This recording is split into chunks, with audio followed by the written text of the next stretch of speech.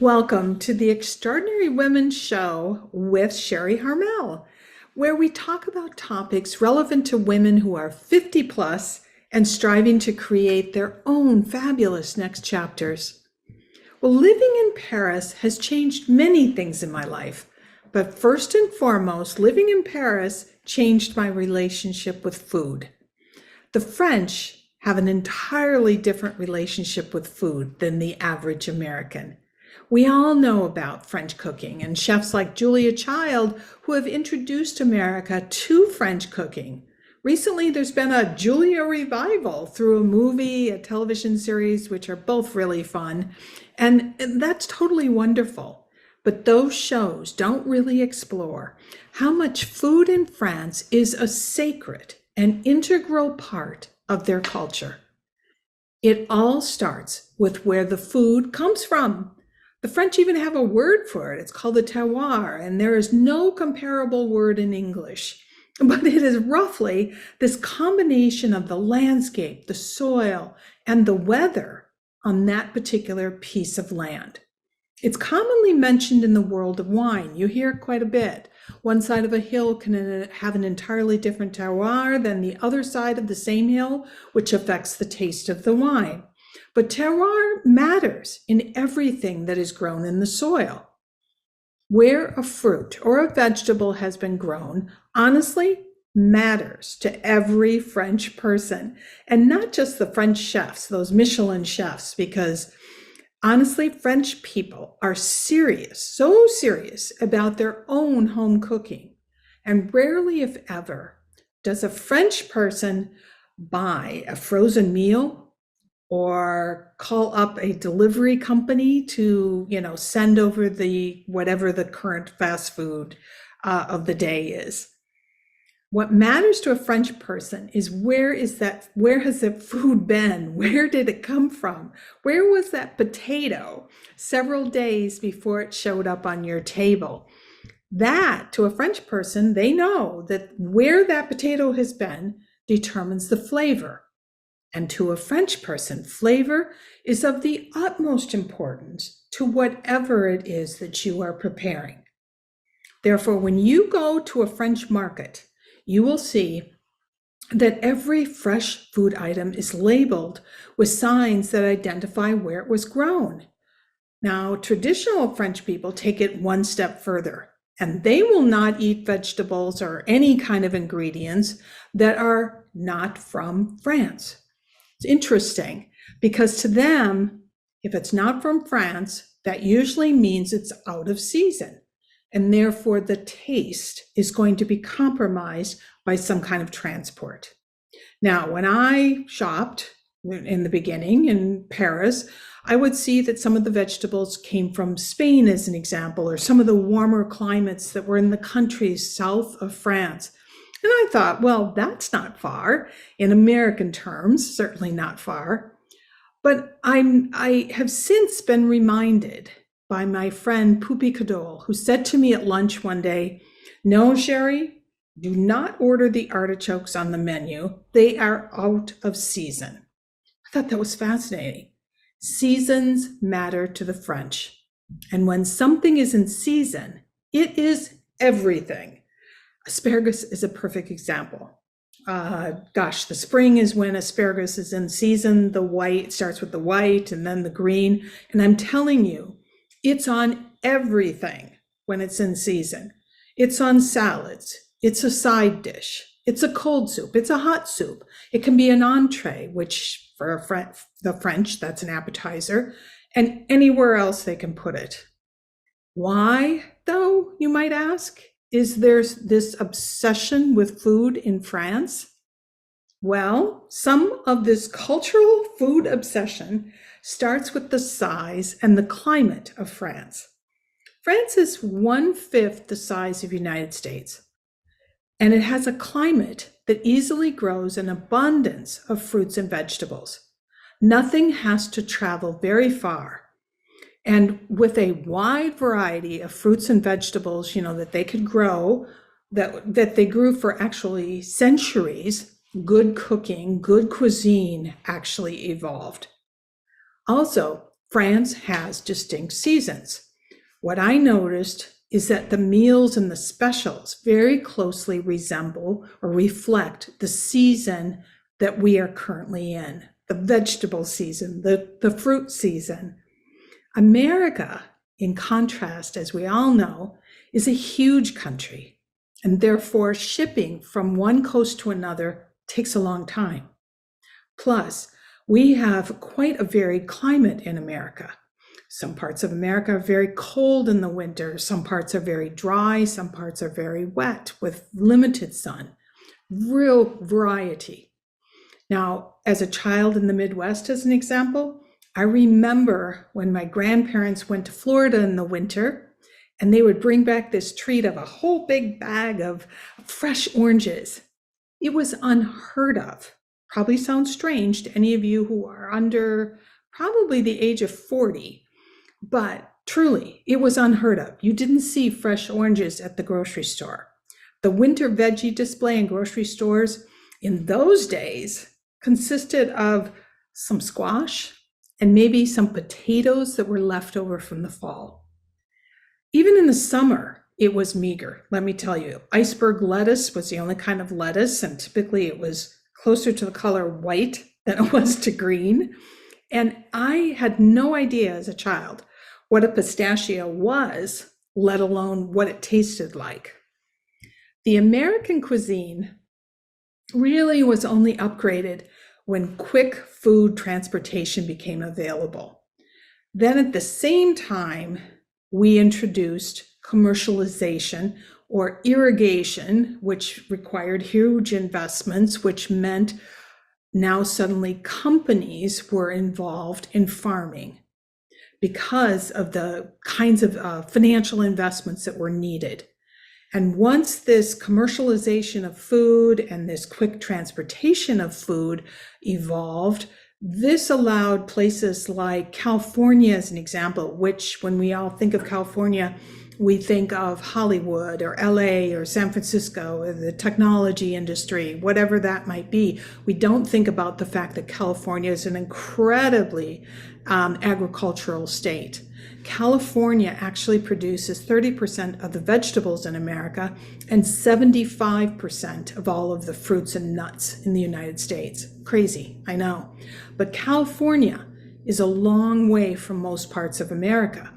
And that means a lot of the food in the United States is A, most likely grown by a commercial grower, and B, has had to travel a really good distance before it ever gets onto our dining tables. It's a very different food supply system than France, which affects, I think in many ways, the attention to cuisine, the attention to taste. In France, as an example, or in Paris specifically, I might, when I go to a Saturday market or a Wednesday morning market, I might chat with a farmer at the market, Paris Marché, who might have picked the strawberries yesterday that I'm purchasing today, that I'm going to eat before I, go to bed tonight, as an example. Now, and this leads to a very bizarre subtopic, but I have to share that our different views of food actually can be seen in our garbage, if that makes any sense. In America, I can go several days before I take the garbage out and nothing really stinks, right? In Paris, I have to take out my garbage bag each and every day, my little garbage bag, because any food remnants that I've thrown out or I didn't eat quickly decompose, like those strawberries, one day, and the strawberries are absolutely flat, brown, soggy, you name it. It doesn't take long, and that tells you it is so fresh. It is truly farm to table. In America, we have strawberries that have, been on an airplane and then sat on a Whole Foods, which is a high-end, expensive grocery store.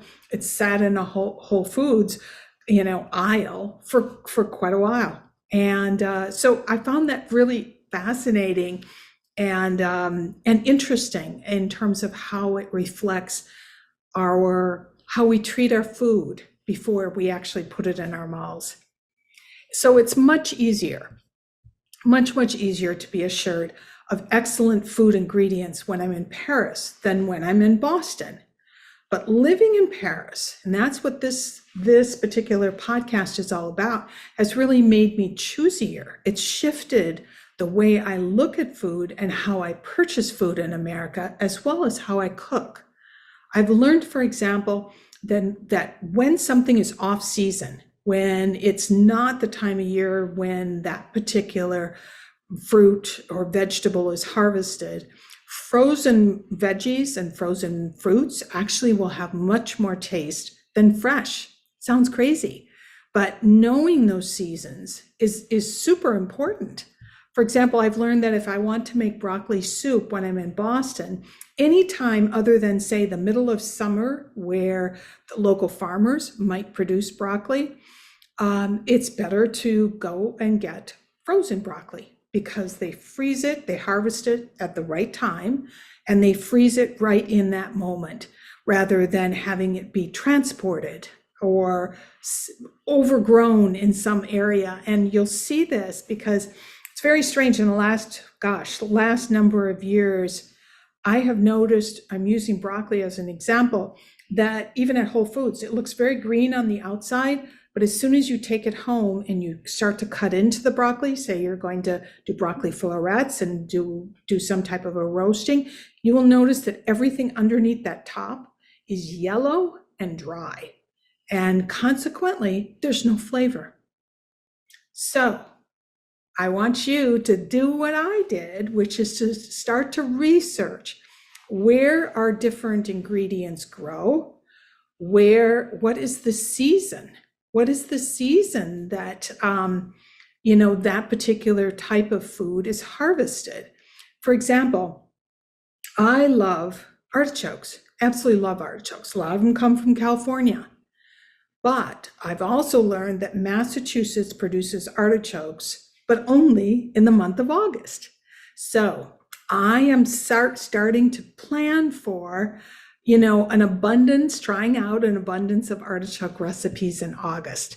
So find out what grows where you live and learn when it is harvested. If you go to farmers markets, you'll find it out if you don't want to Google and you just want to have conversations. It's a super fun task. And I'm telling you, your body will respond. Now, this means, honestly, you're going to have to buck some of the trends. Avocado toast, as an example, it's like a craze. But avocados in January in Boston, well, they've been on a good long plane ride before they arrived on any avocado toast in the Boston area, and usually not harvested anywhere in the United States in January. So who knows where that avocado's been? As for my friend Poopy's comment about the seasonality of our food, it is true that our bodies are aware of the seasons. If you slow down, you can actually feel the difference in light and temperature as we go through the seasons. We all struggle with the falling, time forward, time back, fall back, step forward, whatever it is. But we also notice the difference in light, say, in July, as an example, versus January, everywhere in the United States because of where we are in the Northern Hemisphere. If you get quiet, if you really start to kind of live and think seasonally, you will start to notice that your body actually craves certain foods at certain times of the year. That is why the menus in my favorite Parisian cafes change with the seasons. The plat du jour is almost always the best choice you can make. In contrast, here I am in Boston, and a well-known restaurant group that was recently bought out by Panera is called Tate. They're everywhere. Tate has had the exact same menu for years. I'm telling you, years. The only thing that changes with the seasons at Tate is the cookies. It says something, right? Now, we're going to talk about the elephant in the room. This new awareness of food and where food comes from and the seasonality of food is in direct contrast to me or anyone who's trying to manage their weight. Since I hit my 40s, my late 40s actually, I've struggled with my weight. I've used food as comfort. I've used food as a treat, as a way to get appreciation, and even as a way to numb out sad feelings. The only way I have ever lost weight in midlife and beyond is to disassociate myself with food. You know the programs and the plans. One plan is all prepared processed food that you warm up in the microwave. Another might be no carbs. Another is no meat, or another might be no sugar. And to embrace these plans, you have to eat food only as sustenance, not as something to savor and certainly not enjoy. The French are very, very weight conscious. Don't think for a minute that they are not paying attention to what they're eating and what they look like, especially in Paris. They talk about it. And honestly, there's nothing that will shut me up faster than a man with a perfect body sitting across the table from me who pats his stomach and says he has to watch it. I'm like, really? Or having that thin woman across from me who's actually wiping her plate clean with the remnants of her piece of bread. I'm like shocked. I have no idea what to do when I first arrived with either one of these scenarios. I have struggled for years to embrace talking about food with anyone, and I love food. Crazily, I thought that if I didn't mention the food, or I didn't appear to like my meal, or I pretended I was a very dainty eater by only eating half my meal, that I would keep anyone from thinking of me as a fatty. But these food conversations with my French friends had nothing to do with my weight. They just like to talk about and enjoy eating the food. Makes sense, right? We can't make food into some sort of a bad thing. Nothing about clean food is bad. We need food to live. And if you're like me and you like to cook, eliminating something from your life that you enjoy doing just to get rid of a few pounds sounds rather silly and even cruel, doesn't it? Well, my French friends have taught me to love my food. But in contrast, what the French do is they embrace moderation. But moderation means self-awareness and self-discipline, not elimination, but moderation. For example, maybe the weekends are when I treat myself to dessert, and their desserts have significantly less sugar in it than anything that you'd make in America. Those French pastries that you see at the patisserie or the boulangerie, the chocolate croissants, the cinnamons, they are rarely eaten by a French person. If you go out and you see who's ordering those, it's always tourists. French cuisine, honestly, is the original clean eating. Now, living in France, living in Paris specifically, I've embraced the routines or habitudes of 2 good meals a day. Not some skimpy, warmed up, processed meal, but a good 2 to 3 courses of a salad, veggies, meat or fish, and of course, bread. Often the French eat larger meals at lunch, and then in the evening, they have a nice soup or an omelet for dinner, unless they're going out. Breakfast is usually only a piece of a baguette with some jam, no butter. Butter just will not show up on your table. And a couple of espressos, maybe a little bit of unsweetened yogurt. Not the sugar-laden breakfast that we Americans think of. In fact, something with waffles and maple syrup, I can't remember the name of it, but it's actually a dessert in France. They certainly do not eat cereal, and they do not, nowhere do you see those large smoothies that we in America have convinced ourselves are healthy. Now, there's another, and this one is the hardest habit for me to embrace, and that is no snacking. The French do not snack. You rarely see a French person munching on something while walking, and never will you see someone eating or drinking on mass transit. There is more and more takeout places, actually in Paris, but it is real food that you're taking out. And once you've purchased the food and you see people lining up all the time, lunch hour is crazy. And once purchased, you'll actually see those groups of Frenchies go to the nearby jardin or the garden to enjoy their meal with others over conversation. And this brings me to another big shift around food. Living in Paris changed the way I view my relationships with other people over food. French food culture is all about nourishment, nurturing, and connecting. And that includes the people you share your meals with. It is part of the French joie de vivre. In cafes, you'll see it. The slowing down to enjoy the food and commenting about the food, talking about life, all means you're in conversation with the person across the table from you or sitting next to you on that bench in the Tuileries.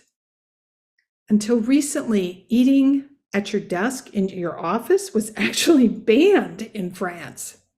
Shocking, isn't it? Well, another difference also tied to this relational aspect of the French food culture is the splitting of bills at the end of a meal. I have always found it so counter to having a warm conclusion to a great shared meal when we have to figure out who owes what. And in America, there are even apps that help you to split up the bill. This is almost unheard of in Paris. In fact, until recently, French waiters would refuse to split the tab.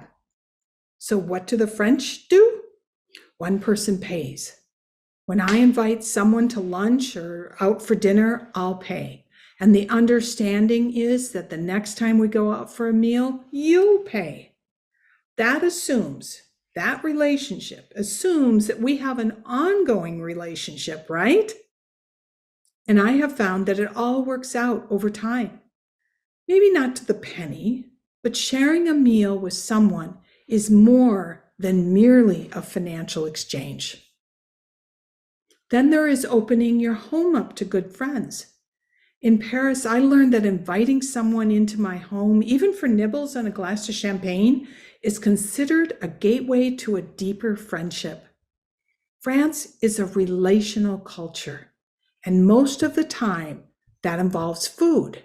Whereas in America, relationships seem to be nurtured much more easily around exercising. I don't know why. In fact, the French will rarely have a glass of wine without some kind of nibbles, and that's usually with someone. They rarely are drinking by themselves at home.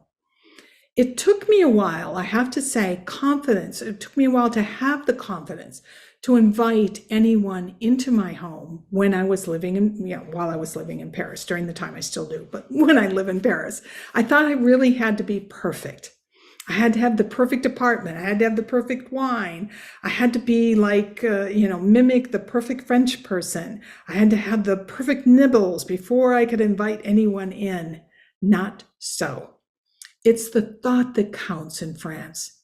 And food is the conduit to friendship in France and shows a level of caring.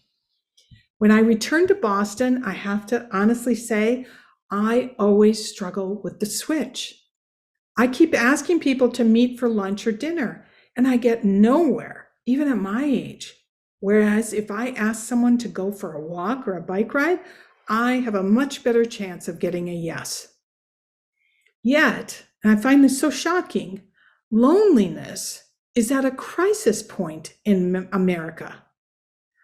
I think we need to embrace the relational aspects of sharing a meal, invite people into our homes, and I promise you that I believe any feelings of loneliness are going to quickly dissipate. Last, on how living in Paris changed my relationship with food, is dressing up to go out for a meal, even if you're dining solo. Lunchtime, especially on Sundays, is a special time in France. In Paris, where I live, when I go out for Sunday lunch, I've often got another single next to me who is also dressed up. The women look beautiful, the men handsome, regardless of their ages. Recently, I was at Brasserie Lip on the Saint-Germain for lunch, and seated on this interior cafe row, there was a much older gentleman on my left and on my right. Both were dressed in suits. Both turned and smiled when I was seated. There is a politeness and a respect to the French culture, and you will see it whenever you dine out.